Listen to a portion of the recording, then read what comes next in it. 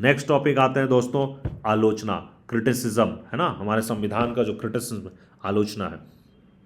So the Indian Constitution can be subjected to many criticisms, of which there may be briefly mentioned. First, that is it is unwieldy. Second, that is it is unrepresentative, and third, it is alien to our condition. So भारतीय संविधान की कई आलोचनाएं हैं, पर यहाँ संक्षेप में हम तीन की चर्चा करेंगे. पहला, कि यह अस्त व्यस्त है, this is unwieldy. Second, it is unrepresentative, ये सबकी नुमाइंदगी नहीं करता, यहाँ सबका रिप्रेजेंटेशन नहीं था. And third, it is alien to our condition, ये हमारे स्थिति के अनुकूल नहीं है, ये प्रतिकूल है हमारे. So the criticism that it is unwieldy is based on the assumption that the entire constitution of a country must be found in one compact document. So भारतीय संविधान को अस्त व्यस्त या ढीला ढाला बताया जाता है. इसके पीछे यह धारणा है कि किसी देश का संविधान एक कसे हुए दस्तावेज के रूप में मौजूद होना चाहिए. But this is not true of the countries such as US which do not have a compact constitution. लेकिन यह बात संयुक्त राज्य अमेरिका जैसे देश के लिए भी सच नहीं है, जहां संविधान एक कसे हुए दस्तावेज के रूप में है ना. The fact is that a country's constitution is to be identified with a compact document and with other written document with constitutional status. So in the case of India, many such details, practices and statements are included in one single document, and this has made the document somewhat large in size. सच बात यह है कि किसी देश का संविधान एक दस्तावेज तो होता ही है, इसमें संवैधानिक हैसियत वाले अन्य दस्तावेजों को भी शामिल किया जाता है. इसी तरह इस बात की पूरी संभावना है कि कुछ महत्वपूर्ण संवैधानिक वक्तव्य तथा कायदे उस कसे हुए दस्तावेज से बाहर मिले जिसे संविधान कहा जा सकता है. जहां तक भारत का सवाल है, इन केस ऑफ इंडिया, है ना, संविधान की हैसियत से बहुत से वक्तव्यों, ब्यौरों और कायदों को एक ही दस्तावेज के अंदर समेट लिया गया है, और इस कारण से हमारा संविधान काफ़ी लंबा चौड़ा हो गया, काफ़ी लार्ज इन साइज हो गया. Many countries, for instance, do not have provisions for election commission or civil service commission in the document known as constitution. But in India, many such matters are attended to by the constitutional document itself. So बहुत सारे देशों में संवैधानिक दस्तावेज में चुनाव आयोग या लोक सेवा आयोग के संबंध में कोई प्रावधान नहीं है, लेकिन भारत के संविधान में ऐसे अनेक प्रावधान मौजूद हैं. एक second criticism the constitution is that it is unrepresentative. हमारे संविधान का जो दूसरा क्रिटिसिज्म है, ये अनरिप्रेजेंटेटिव है. Do you remember how the constituent assembly was formed? क्या आपको याद है कि संविधान सभा का निर्माण कैसे हुआ था? At that time adult franchise was not at granted and most members came from the advanced sections of the society. So does this make our constitution unrepresentative? So उस वक्त सार्वभौम मताधिकार प्रदान नहीं किया गया था और संविधान सभा के अधिकांश सदस्य समाज के अगड़े तबके के हैं. क्या इससे लगता है कि देश के सभी लोगों की नुमाइंदगी हमारे संविधान में नहीं हो सकी? So here we must distinguish two components of representation, one that might be called voice and other the opinion. तो यहाँ जरूरी है कि हम नुमाइंदगी के दो हिस्सों में फ़र्क करें. इसमें एक को हम चाहें तो आवाज़ कह सकते हैं और दूसरे को हम राय कह सकते हैं. So the voice component of representation is important, है ना. The people must be recognized in their own language or voice, not in the language of the masters. So, नुमाइंदगी में आवाज़ अपने आप में महत्वपूर्ण है. लोगों की पहचान खुद उनकी जुबान और आवाज़ से होनी चाहिए, न कि उनके मालिकों की जुबान और आवाज़ से. If we look at Indian Constitution from this dimension, it is indeed unrepresentative because members of the Constituent Assembly were chosen by restricted franchise, not by a universal franchise. तो अगर हम इस दृष्टि से विचार करें तो हमारे संविधान में गैर नुमाइंदगी और मौजूद मिलेगी, क्योंकि संविधान सभा के सदस्य सीमित मताधिकार से चुने गए थे, न कि सार्वभौमिक मताधिकार के आधार पे. However, if we examine the other dimension, we may not find this altogether lacking in the representations. So अगर हम नुमाइंदगी के दूसरे पहलू यानी राय पर गौर करें तो हमारे संविधान में गैर नुमाइंदगी नहीं मिलेगी. The claim that almost every shade of opinion was represented in the constituent assembly may be a trifle exaggerated but may have something to it, है ना.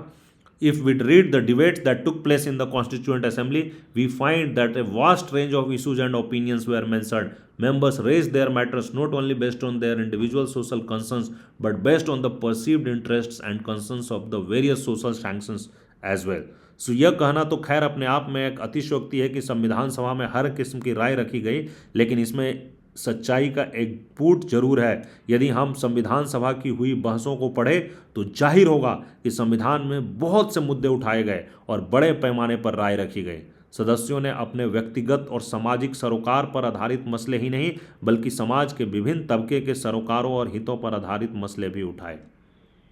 So is it a coincidence that Central Square of every other small town has a statue of doctor Ambedkar with A copy of Indian constitution? क्या ये एक संयोग मात्र है कि आज शहर के हर एक नुक्कड़ पर हमें हाथ में संविधान के लिए अंबेडकर की प्रतिमा मिलती है? Far from being a mere symbolic tribute to him, this expressed the feeling among Dalits that the Constitution reflects many of their aspirations. So यह प्रतिमा दलितों की इस भावना का इजहार करती है कि संविधान में उनकी अनेक आकांक्षाओं की अभिव्यक्ति हुई है। A final criticism alleges that the Indian Constitution is entire alien document, है ना। सो एक अंतिम आलोचना यह है कि भारतीय संविधान एक विदेशी दस्तावेज है, borrowed article by article from Western constitutions and sits easily with the cultural ethos of the Indian people. This criticism is often voiced by many. Even in the Constituent Assembly itself, there were some voices that echo these concerns. तो इसका हर अनुच्छेद पश्चिमी संविधानों की नकल है और भारतीय जनता के सांस्कृतिक भावबोध से इसका मेल नहीं बैठता है। संविधान सभा में भी बहुत से सदस्यों ने यह बात उठाई थी। How far is this change true, है ना। It is true that Indian constitution is modern and partly western. Do you remember that in the first chapter we have listed the various sources from which our constitution borrowed? But in this chapter you have also seen that it was never a blind borrowing, it was innovative borrowing. Besides, as we shall see, this does not make it entirely alien, है ना। सो हम देखते हैं कि Indian constitution में कुछ चीज़ें modern भी है, कुछ चीज़ें पार्टली वेस्टर्न भी है। एंड जो फर्स्ट चैप्टर में हमने देखा कि बहुत सारी चीज़ें हमने दूसरे संविधान से बोरो किया है, बट अगर हम इस चैप्टर में देखेंगे तो हमें यह पता चलेगा कि हमने ब्लाइंडली अंधे तरीके से हमने बोरो नहीं किया, अंधे तरीके से दूसरे संविधान से हमने नहीं उठा लिया। इट वॉज इनोवेटिव बोरोविंग, हमने एक इनोवेशन करते हुए इनको लिया है। Besides this does not make entirely alien, और इसके साथ ही ये सिर्फ पूरी तरीके से इसको एलियन नहीं कहा जा सकता है ना। So firstly many Indians have not only adopted modern ways of thinking but have made this their own. So बहुत सारे जो भारतीय लोग हैं वो जो आधुनिक तरीका है उसे सिर्फ ऐसे ही नहीं अपना लिया है, उसे अपनी ज़िंदगी के साथ आत्मसात कर लिया है. For them westernization became a form of protest against the filth in their own tradition. उनके लिए जो पश्चिमीकरण है वो अपनी परंपरा की बुराइयों के विरोध का एक तरीका है. Raja Ram Mohan Roy started this trend and it continued to this day by Dalit. और राजा राम मोहन राय ने ये चीज़ स्टार्ट किया था और यह आज भी दलितों के द्वारा जारी है. सो indeed, as early as 1841, it was noticed that the Dalit people of northern India were not afraid to use newly introduced legal system and bring suits against their landlords. है ना. तो सन 1841 में यह बात जाहिर हो गई थी कि उत्तर भारत के तिरस्कृत और अछूत कहे जाने वाले दलित जो नए कानूनों का इस्तेमाल करने में जरा भी नहीं हिचकिचाए और इन लोगों ने नई विधि व्यवस्था का सहारा लेकर अपने जमींदारों के खिलाफ मुकदमा दायर किए. So this new instrument of modern law was effectively adopted by the people to address questions of dignity and justice. तो इस तरह का जो आधुनिक कानून का सहारा लेकर लोगों ने गरिमा और इंसाफ के लिए अदालत का दरवाजा खटखटाया.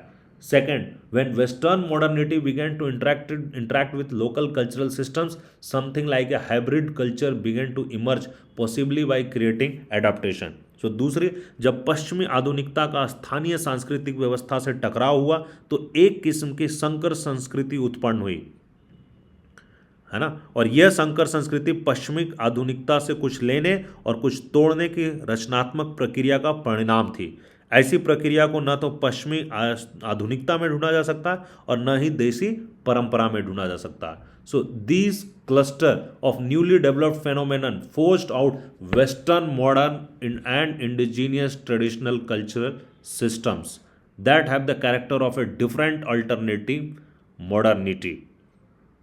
तो पश्चिमी आधुनिकता और देसी सांस्कृतिक व्यवस्था के संयोग से उत्पन्न इस बहुमुखी परिघटना में वैकल्पिक आधुनिकता का चरित्र है.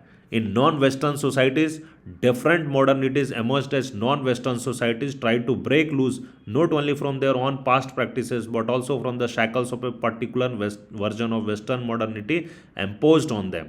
Thus, when we were drafting our constitution, efforts were made to amalgamate Western and traditional Indian values. It was a process of selective adaptation and not borrowing. पश्चिमी आधुनिकता और देसी सांस्कृतिक व्यवस्था के संयोग से उत्पन्न जो बहुमुखी परिघटना का वैकल्पिक आधुनिकता का चरित्र है और गैर पश्चिमी मुल्कों में लोगों ने सिर्फ अपने अतीत के आचारों से ही छुटकारा पाने की कोशिश नहीं की बल्कि अपने ऊपर थोपी गई पश्चिमी आधुनिकता के एक खास रूप के बंधनों को भी तोड़ना चाहा. उसी तरह जब हम अपना संविधान बना रहे थे तो हमारे मन में भी परंपरागत भारतीय और पश्चिमी मूल्यों के स्वस्थ मेल का भाव था. यह संविधान सचेत चयन का और अनुकूल का परिणाम है, न कि नकल का परिणाम है. Next topic is friends limitations. हमारे संविधान की सीमाएं क्या है. So all this is not to say that constitution of India is a perfect and flawless document. हम ये नहीं कह सकते कि भारत का संविधान एक तरह से संपूर्ण और त्रुटिहीन दस्तावेज है. Given the social conditions within which the constitution was made, it was only natural that there may be many controversial matters, that there would be many areas that needed careful revision. है ना. जिन सामाजिक परिस्थितियों में इसका निर्माण हुआ उसे देखते हुए यह बात स्वाभाविक है और इसमें कुछ मुद्दे विवादास्पद रह जाएं और ऐसी बातें बच जाएं जिनका पुनर्लोकन की जरूरत हो. So there are many features of these constitutions that have emerged mainly due to the exigencies of the time. Nonetheless, we must admit that there are many limitations of this constitution. इस संविधान की बहुत सी ऐसी बातें हैं जो समय के दबाव में पैदा हुई, फिर भी हमें स्वीकार करना चाहिए कि इस संविधान में कुछ सीमाएं हैं. So let us briefly mention the limitations of the constitution. हम संक्षेप में संविधान की जो सीमाएं हैं उसकी भी चर्चा कर लेते हैं. First, the Indian constitution has a centralised idea of national unity. So जो पहली बात यह है कि जो भारतीय संविधान में राष्ट्रीय एकता की धारणा है वो बहुत ही केंद्रीयकृत है. Second, it appears to have glossed over some important issues of gender justice particularly within the family.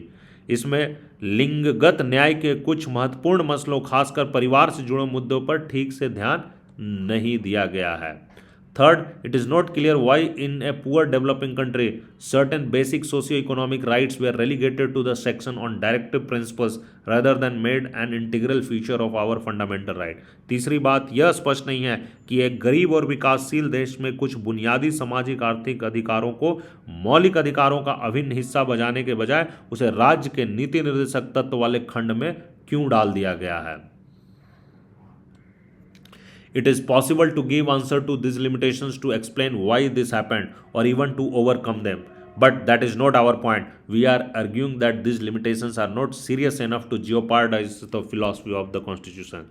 तो जो संविधान की इन सीमाओं के कारण को समझना और दूर करना संभव है, लेकिन यहाँ यह बात महत्वपूर्ण नहीं है. हमारा तर्क यह है कि संविधान की ये सीमाएं इतनी गंभीर नहीं हैं कि ये संविधान के दर्शन के लिए कोई खतरा पैदा कर सके. तो ये दोस्तों यह chapter philosophy of Indian constitution भारतीय संविधान की राजनीतिक दर्शन समाप्त हो गई है. सो दोस्तों कंक्लूजन में हम इसका निष्कर्ष पढ़ते हैं और चैप्टर का अब हम निष्कर्ष ये पढ़ने जा रहे हैं. So in the previous chapter we describe the constitution as a living document. इस अध्याय में हमने जाना कि संविधान एक जीवन दस्तावेज है. It is these core features of the constitution that give this is a stretcher of legal living document. संविधान की केंद्रीय विशेषताएं उसे जीवंत बनाती है. Legal provisions and institutional arrangement depend upon the needs of the society and philosophy adopted by the constitution.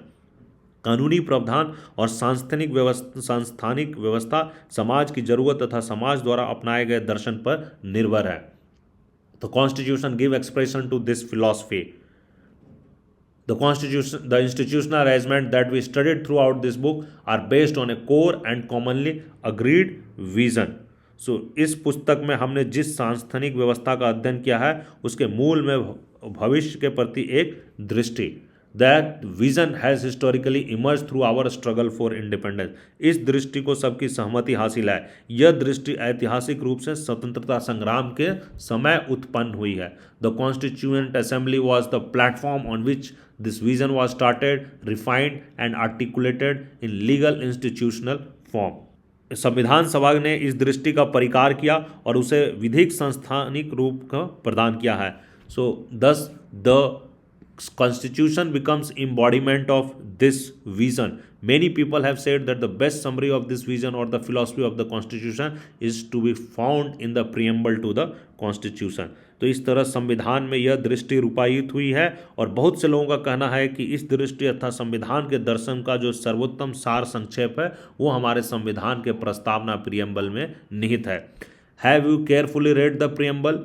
Apart from the various objectives mentioned in it, the preamble makes a very humble claim.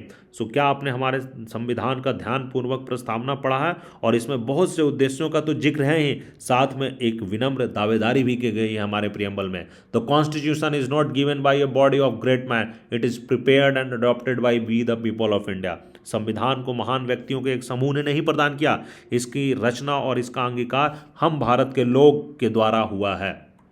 Thus, the people are themselves the maker of their own destinies, and the democracy is the instrument that the people have used for shaping their present and future. है ना? इस तरह जनता स्वयं अपनी नियति की नियता है और लोकतंत्र एक साधन है जिसके सहारे लोग अपने वर्तमान और भविष्य को आकार देते हैं। More than 5 decades since the constitution was drafted, we have fought over many matters. We have seen that the courts and governments have disagreed on the many interpretations. तो हम देखते हैं कि इतने सालों में आज़ादी के हमारे संविधान को अंगीकार करने के इतने सालों के बाद भी बहुत सारे मसले हैं जिसमें अदालतों और सरकारों के बीच में अनेक डिफरेंट व्याख्याएं हुई और उनके ऊपर असहमति भी बनी है। और कई बार the centre and the states have many difference of opinion and political parties have fought bitterly. बहुत बार राज्य और केंद्र सरकारों के बीच में भी आपसी असहमति हुई है और राजनीतिक दल भी संविधान की विविध व्याख्याओं के आधार पर पुरजोर से आपस में एक दूसरे के साथ लड़ते हैं। As you will study next year, our politics has been full of problems and shortcomings. तो अगर जब हम क्लास 12 जब पढ़ाएंगे तो आपको उसमें दिखेगा कि हमारा जो पॉलिटिक्स है, राजनीति है, और उसमें बहुत सी समस्याएं और कमियां भी रही है। And at if you ask the politician of the और the common citizen, you will find that everyone continues to share in that famous vision embodied in the constitution. We want to live together and prosper together on the basis of principles of equality, liberty and fraternity. है ना? फिर भी अगर हम आप किसी राजनेता अथवा आम नागरिक से पूछेंगे तो पाएंगे कि हर संविधान के अंतर्निहित दर्शन में विश्वास करता है। हम सब साथ रहना चाहते हैं और समता, स्वतंत्रता और बंधुता के भावना के आधार पर समृद्धि करना चाहते हैं। This sharing in the vision of philosophy of the constitution is the valuable outcome of the working of the constitution. In 1950, making of this constitution was a great achievement. Today, keeping alive the philosophical vision of that constitution may be our important achievement. है ना? सन 1950 में इस संविधान का निर्माण एक बहुत ही महत्वपूर्ण उपलब्धि थी और आज इस संविधान के दर्शन को जीवंत रखना हमारे लिए बहुत ही महत्वपूर्ण उपलब्धि होगी। सो दैट्स ऑल दोस्तों, ये चैप्टर खत्म हो गया, रैदर इन ये बुक खत्म हो गई है। क्लास 11th की ये इंडियाज कॉन्स्टिट्यूशन ए वर्क, इसके सारे चैप्टर्स मैंने कंप्लीट कर दिया है। सो जय हिंद दोस्तों, दैट्स ऑल।